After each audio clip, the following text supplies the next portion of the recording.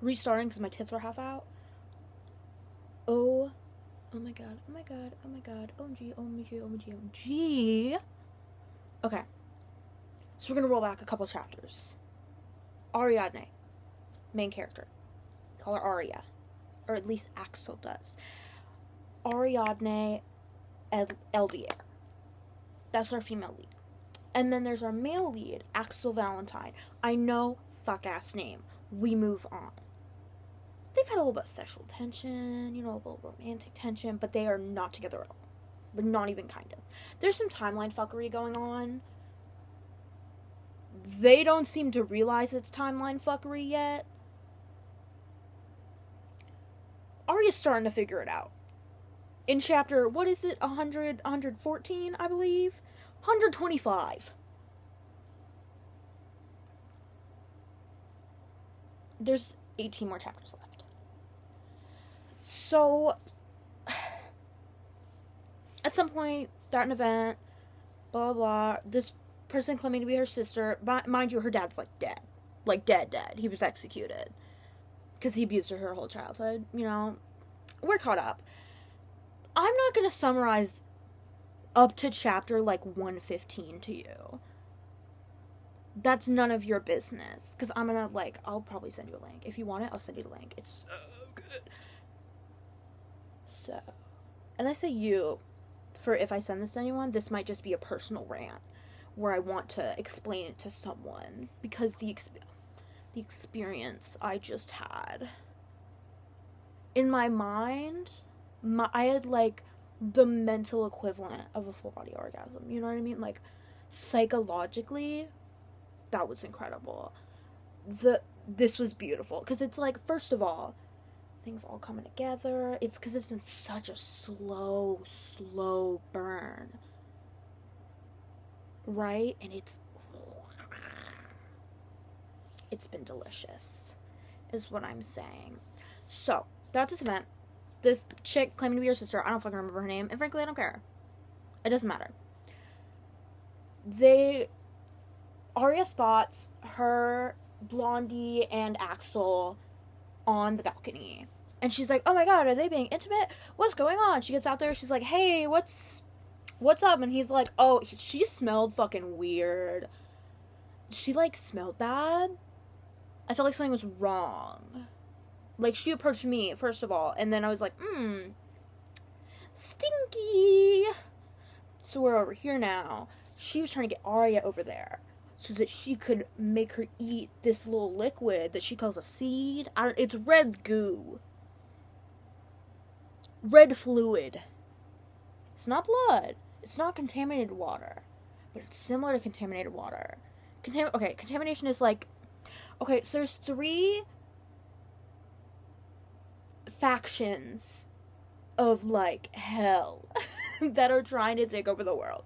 Labyrinths, monsters, and contamination. They kind of resolve contamination with this elixir. Whatever. Contamination just kind of, like, kills you painfully and slowly. It makes it impossible to live there. And it can infect land. It can infect living things, non-living things. Fucking anything can get contaminated. So it was kind of like that, but not really. The thing they're really focusing on right now is the labyrinths, but because this was resolved in the first, like, 40 to 50 chapters.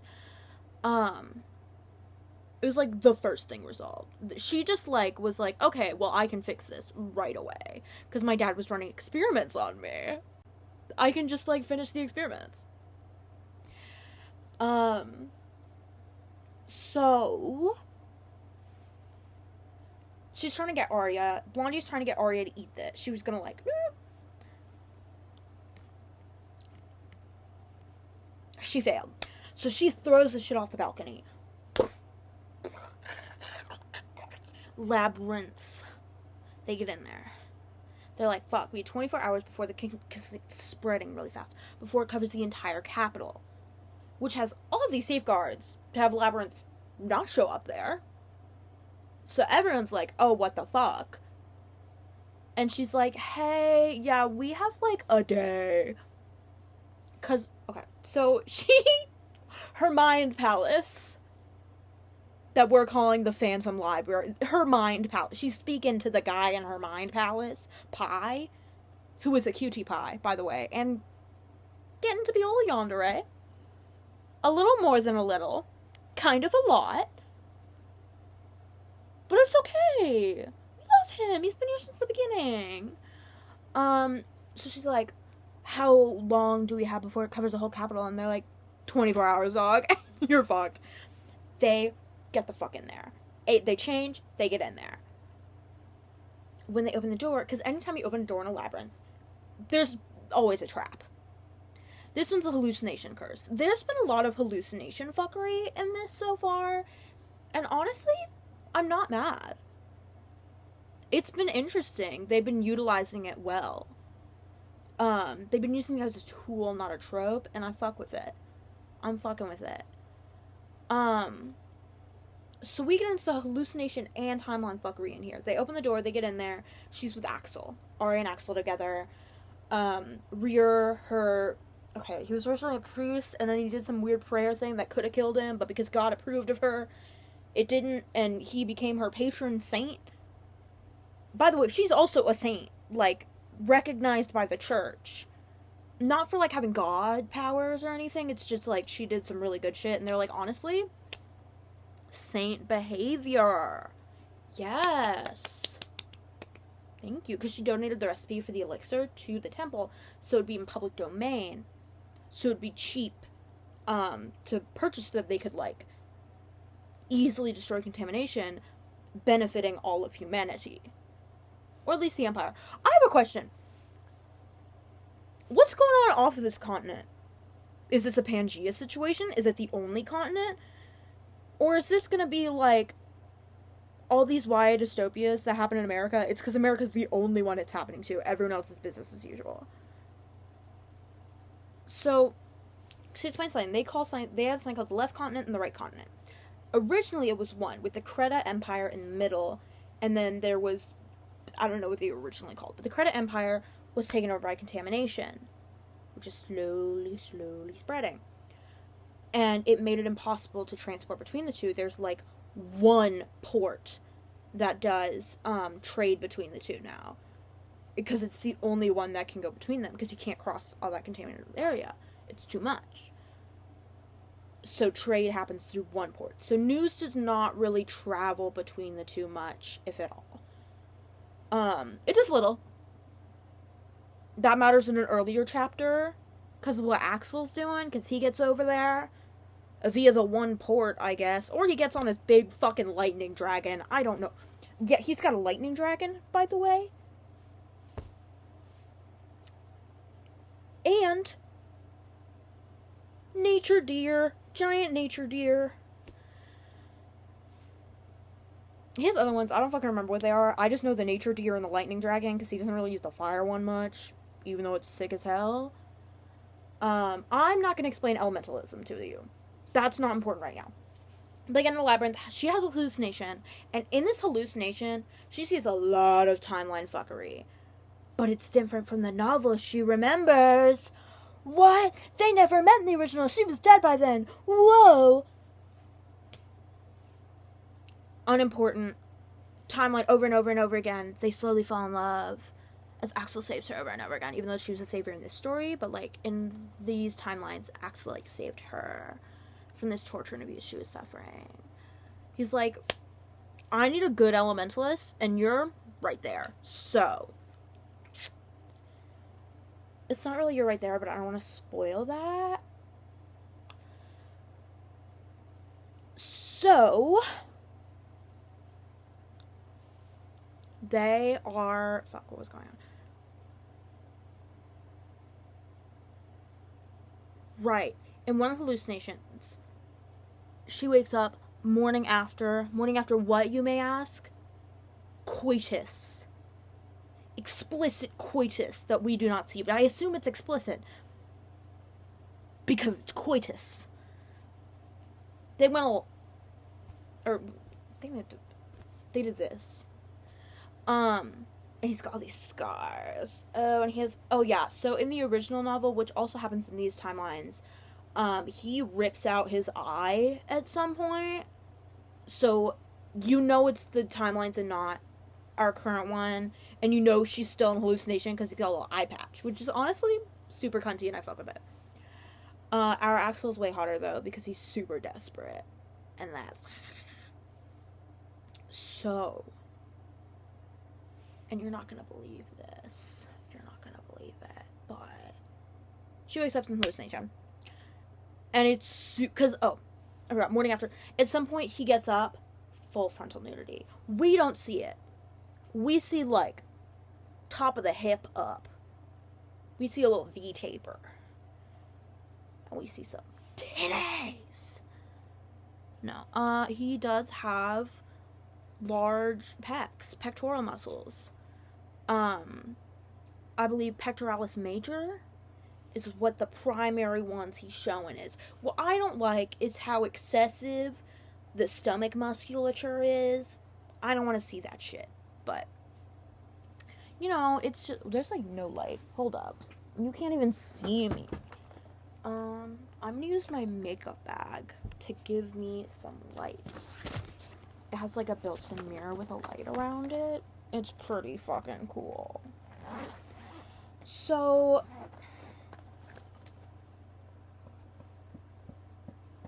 ain't no fucking way you're dead. It's dead. We're gonna phone flashlight this situation. I think this will work. Yes, we have some... This works. This is good enough. I have to charge this. So, how do I explain this? She wakes up, it's super awky, because she just saw his wee-wee. She just saw his wiener. And now, she's awake from hallucination in his arms. And she's like, oh, fuck, oh, shit. He's like, you good, dog? You okay? Because in his hallucination, he just saw her die over and over again. Which is also super awky to come back from. In my personal opinion. Just my opinion here.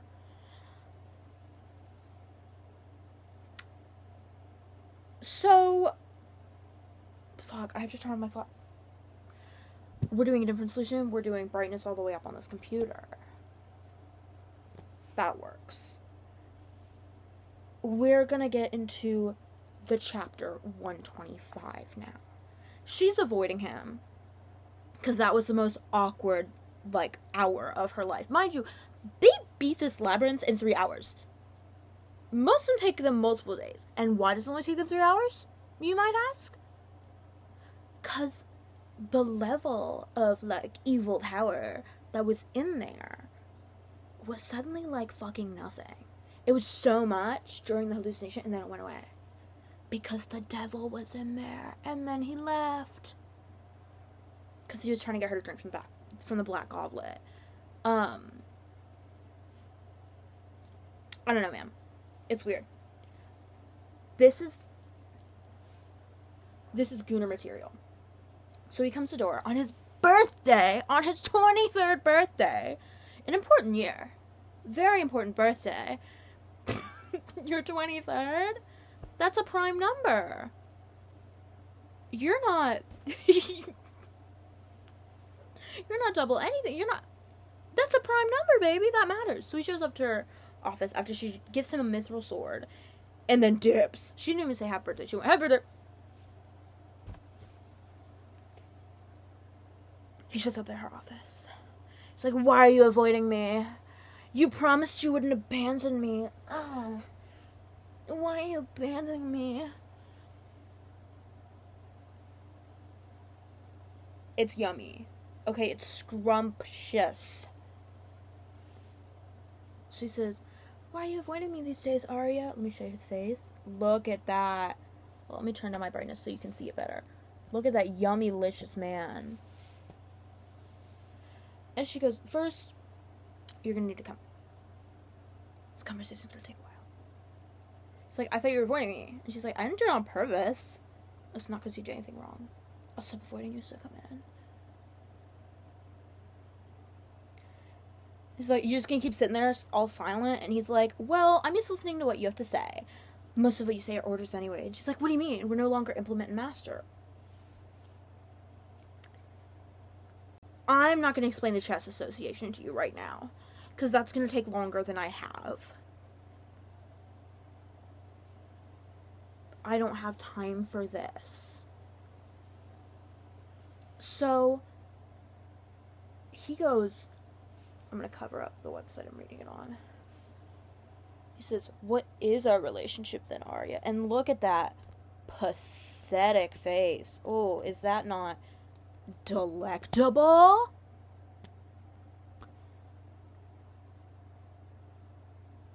And he goes, we're companions who exterminate the Grand Labyrinth together. Talking about. And he thinks, companions? Is that all we are? I prefer the time I was her implement over being a companion. At least back then, out of all of her implements, I was the most special and unique.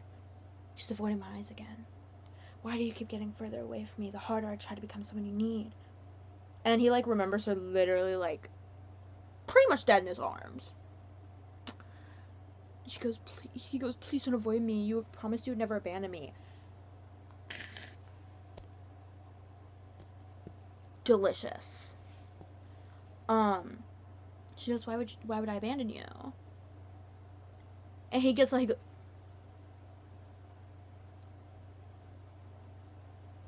her chair, and he goes, not only do you shy away from my touch, but you also avoid meeting my gaze. What is the reason you keep ignoring me? And she goes, you're too close. She's over. Hold on, I might have recreated the face perfectly. It's the blush. Axel, wait, this is too. You touched the inside of my mouth. You once touched the inside of my mouth like it was nothing. Now you don't even want to make any contact with me. I knew it. Am I so disgusting that you don't even want to touch me?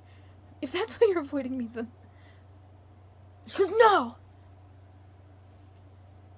She did. By the way, that did happen a while ago. That was a good 10, 20 chapters ago. And let me tell you, delicious. Other fave chapter. This has been so far the best, slow burn I've read. Not the best manga I've read, period.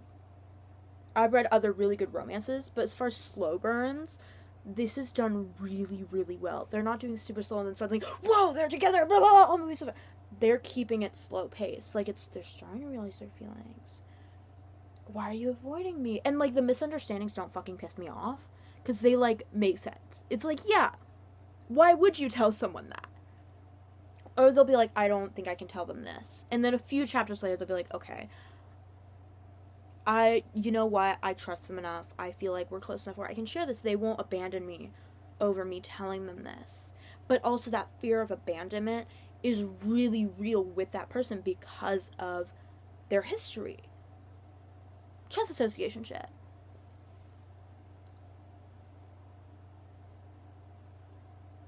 Poetry snaps. Poetry snaps is what we're getting here. So, she goes, that's not it, I'll tell you everything. And she goes, to be honest, when we were inside the labyrinth at Afikil, I didn't even know what was the name of the palace. Afikil? Avichil? I'm gonna go with the Avichil Palace. I saw you in my hallucination, Axel. I have no idea why you were there, but you weren't fully dressed. You get why I've been avoiding you now, right? It's not because I hate you. It's not because I want to abandon you. That was just super awky. Hold up, someone just texted me. Oh, Barrington.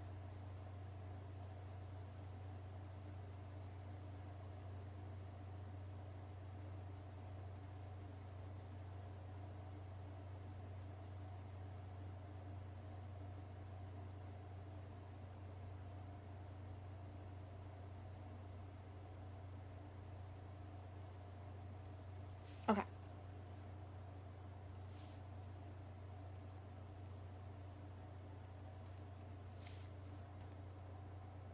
And he goes, was I fully naked in your hallucination? And she goes, He goes, even my lower half? No. It wasn't that much. Actually, it was even more than that. But I would rather die than tell him that. And he sits down and says, did you feel disgusted when you saw my naked body? And she's like, of course not. And he goes, does that mean you liked it? Girl, when I tell you, mentally, psychologically, creaming my jeans, buttering my briefs.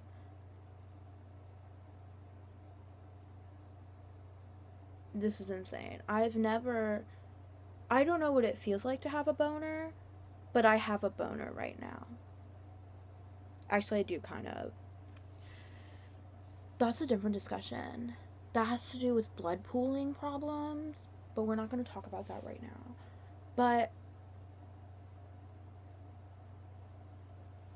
and so he goes, to summarize, you kept being reminded of the hallucination every time you looked at me, and although you liked the hallucination, you avoided me because you wanted to forget it, and somehow you still haven't been able to forget, right? She goes, okay, didn't have to be so blunt about it. And he goes, if that's the case, I think I can help you with that. And she goes, help me with what? What are you talking about? He goes, there might be a way to forget that hallucination. If you saw the real thing about the illusion of rest, wouldn't it be easier to forget? Then you'll no longer avoid me. She goes, the real thing? What are you? Shirt, throne, topless man, right there. Hold on, let me recreate the face. That's what he looks like in that. Huge. Does he not have nipples? Oh my god. Okay, so you see some bicep. Ooh, kind of short, but whatever, because it's this muscle, and then you see this one, and then you see giant pectoralis major. I'm pretty sure that's what the muscle's called. Don't check me on that. No nipples. Is that? I think it's a 6-pack. It could be an 8-pack. Hi, Max. Come in. You came in during my video diary. You can join me. I have a quick question. The cats are secluded. Is that for a reason? Probably. I'll be back. Okay. These muscles weird. I'm a minute 22 or 23, I think. No, I want to apply it for you. It'll be romantical. You do. You know what? Do it now, because I'm going to be a minute. Okay. I think it's an 8-pack. Which is too many. That's an alcoholism level of stomach muscles. Disgusting. Put it away. That V-taper, though? Still scrumptious. But no nipples. Okay. She goes, how do I look compared to the me you saw in your hallucination, Arya? And she goes, I've never seen someone more. He goes, you're finally looking straight at me. Does this mean you like my body? And she goes, it's a bit different from what I saw. There was a scar around here. It had healed long ago. And also here and here, there are more scars. And his thoughts? Girl. Arya's solely focused on me right now. From her touch to her gaze, the way she's locked on me is insanely beautiful. I think I finally understand what kind of relationship I want to have with Arya. I want to be owned by her. And the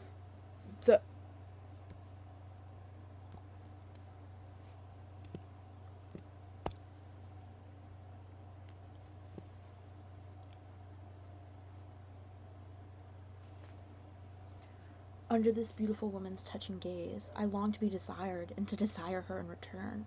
Please want me, Arya. Then I can also want you justifiably. An unspoken desire keeps growing inside me.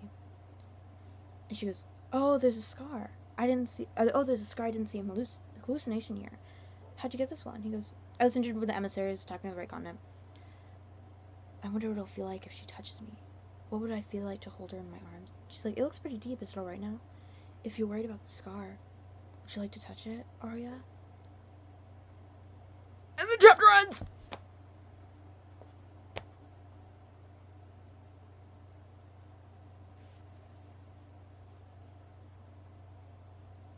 Maybe I'm overreacting.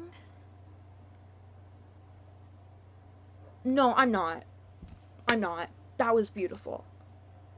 That was beautiful. That's eroticism done right. That was incredibly pleasant and lovely. Thank you, author, whoever fucking wrote this. I have no idea who.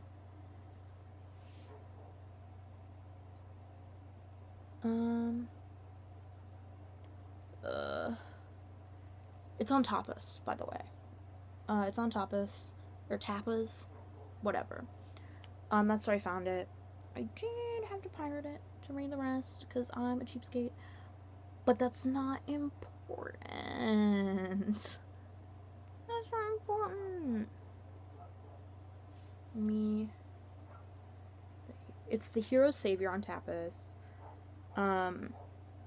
Team Happy Gary, Yunsuro, and Dodum, why not me? Which is a good question. Anyways, that's all. Thank you.